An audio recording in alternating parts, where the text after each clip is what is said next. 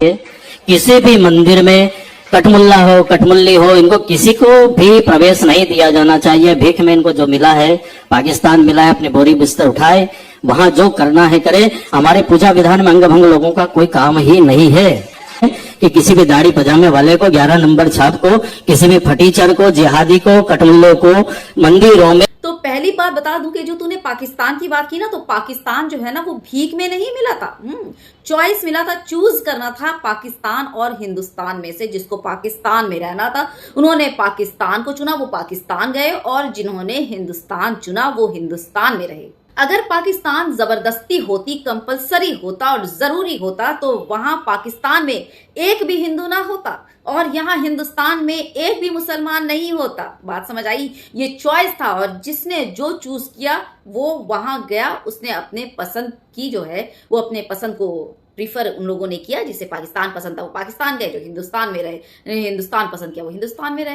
तो इसलिए उनके पसंद को इज्जत मिली, भीख नहीं मिली। भीख तो तुम जैसे अंधभक्तों को मिलती है। समझ आया? ये जो है ना, ये इस तरह के जो है वो दे करके भाषणबाजी, ये तुम लोग भीख लेते हो।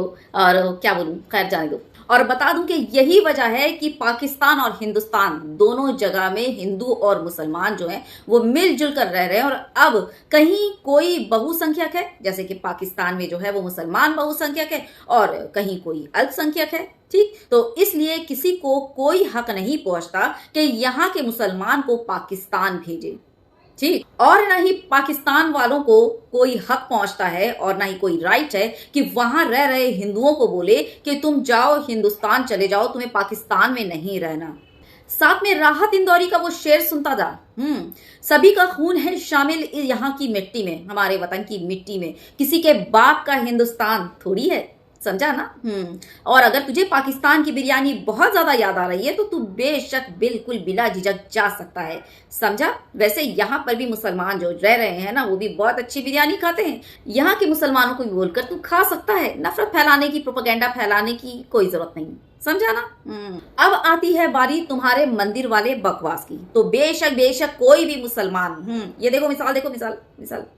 सभी मुसलमानों से और भारतीयों से अपील है कि 22 जनवरी को श्री राम, जय जय राम का जाप करें और अपने घरों में भी, मस्जिदों में भी, मंदिरों में भी, दरगाहों में भी शाम को दिए रोशन करें। हाँ, तो देख लिया ना? तो बेशक तुम जो हो वो मुसलमानों को मंदिर से मार कर भगाओ, मार कर। क्योंकि हमारे मजहब में जो है ना, हम सिर्फ एक अल्लाह की इबादत करते हैं। ठीक है? और तुम्हारे में तो पता ही है 33 कोटि हैं, है ना? तो मैं तुम्हारे धर्म की जो है वो सिर्फ इज्जत करती हूँ, मान बिल्कुल नहीं सकती, क्योंकि मैं मुसलमान हूँ, मैं ईमान की पक्की हूँ। समझ आया? इन जैसे मुसलमानों की तरह मैं बिल्कुल नहीं हूँ। ठीक, दोगलापंथी मेरे में नहीं है, साफ सीधी बात करती हूँ। ठीक ना? मैं तुम्हारे धर्म की इज्जत करती हूँ लेकिन उसको मान नहीं सकती। ठीक ना? और बता दूं कि ऐसा करने को, तुम्हारे धर्म की इज्जत करने को हमारा मजहब इस्लाम भी कहता है। समझ गए? लकुम दीनकुम वलिय दीन, यानी कि मेरा धर्म जो है, मेरा मजहब जो है वो मेरे साथ, तुम्हारा धर्म तुम्हारे साथ। तुम अपने धर्म को देखो और हम अपने धर्म मजहब की पैरवी करेंगे। ये हमारा मजहब खुद हमें सिखाता है। समझ रहे हो? ना कि किसी दूसरे के धर्म को, मजहब को टारगेट करके उसके बारे में उल्टी सीधी बकवास करें। ये हमारा मजहब बिल्कुल नहीं सिखाता। इसलिए मैं तुम्हारे मजहब के बारे में खुद कुछ नहीं कहूंगी। ठीक, इससे हमारा जो है ना अल्लाह, वो हमसे नाराज हो जाएंगे। और मैं किसी भी कीमत पर अपने अल्लाह को नाराज नहीं करना चाहती। उनके हुक्म की अदुली, यानी कि उनके हुक्म को तामील करूंगी, यानी कि उनके बताए हुए रास्ते पर चलूंगी। समझ रहे हो? और तुम्हारा धर्म तुम जानो, तुम्हें तुम्हारा धर्म क्या सिखाता है वो तुम जानो। अगर तुम्हारा धर्म यही सिखाता, वैसे जहां तक मुझे पता है बिल्कुल कोई भी धर्म नहीं सिखाता। अब तुमने यही पढ़ा है तो तुम ये करो, तुम अपना हिसाब अपने भगवान को दोगे, है ना?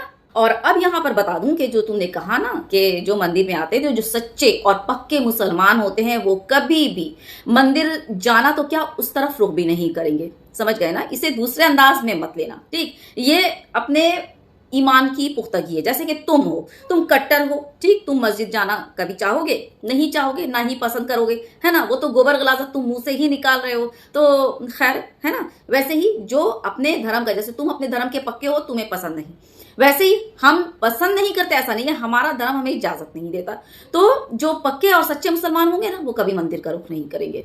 समझ गए? क्योंकि हमारे में बुत परस्ती नहीं होती। आखिर में मैं अपनी वीडियो इस नोट पर खत्म करूंगी कि ये जो तुमने धर्म का चोला पहना है ना, सनातन धर्म में इस चोले की बड़ी अहमियत है, बहुत ही इज्जत है। समझ आ रहा है? तो जिस तरह की जुबान का इस्तेमाल तुम कर रहे हो, कठमुल्ला हो कठमुल्ली हो, इनको किसी को कि किसी भी दाढ़ी पजामे वाले को 11 नंबर छाप को, किसी भी फटीचर को, जिहादी को, कठमुल्लों को, कटमुल्ला, मुल्ली, पजामा छाप, 11 नंबर, जिहादी और क्या फटीचर वगैरह वगैरह वगैरह इट्सेट्रा इट्सेट्रा इट्सेट्रा, जहां तो इस तरह की जुबान जो है ना, वो गली कूचे मोहल्ले नुक्कड़ में जो आवारा लोफर लफंगे होते हैं ना, वो ऐसी जुबान का इस्तेमाल करते हैं, ना कि कोई तुम्हारी तरह धर्म का चोला, सनातन धर्म का चोला पहनकर साधु संत, वो बिल्कुल ऐसी जुबान इस्तेमाल ही नहीं करते। तो तुम्हारा दिल कर रहा है मुसलमानों के खिलाफ जहर उगलने का, अपनी नफरत दिखाने का, तुम बेशक करो, मगर अपने खुद के धर्म का जो है इस्तेमाल करके उसको अपमान तो मत करो,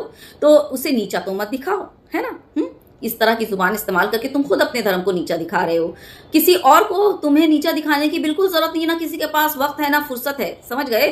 धर्म का चोला उतार कर अपने जो है वो असली रूप में आओ, और जो है जो बोलना है, जो बकवास करना है, जिस तरह का गोबर गलाजत उगलना है उगल सकते हो। ठीक, अपने हिंदू भाइयों से मैं ये सवाल करना चाहूंगी कि क्या साधु संतों का जो भगवा लिबास पहने हुए हैं, भगवा चोला पहने हुए हैं, क्या उनको इस तरह का जुबान, इस तरह की बकवास, इस तरह की बोली उनको उनके मुंह में शोभा देती है?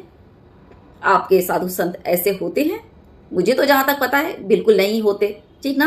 तो अपनी राय आप कमेंट बॉक्स में दे सकते हैं। बाकी गोबर गलाजत और अंधभक्तों का माफी है, क्योंकि वो दिमाग तो है ही नहीं, गोबर भरे हैं तो गोबर ही उगलेंगे कमेंट में।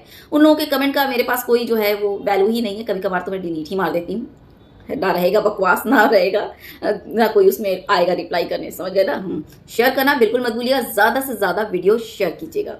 ठीक। और आखिर में अपील करना चाहूंगी, गुजारिश करना चाहूंगी, रिक्वेस्ट करना चाहूंगी कि ये मेरा न्यूज चैनल है। जैसा कि आप सबों को पता है, मेरा पहला वाला चैनल शाहजहानुद्दार ऑफिशियल वो हैक हो चुका है। जब वो मुझे वापस मिलेगा इंशाल्लाह तो मैं आप लोगों को जरूर लाइव आकर बताऊंगी। लेकिन फिलहाल अभी मैं अपने इस चैनल पर शाहजहानुद्दार शॉर्ट्स पर एक्टिव हूं। तो आपके सपोर्ट की और आपके साथ की मुझे बहुत ज्यादा जरूरत है।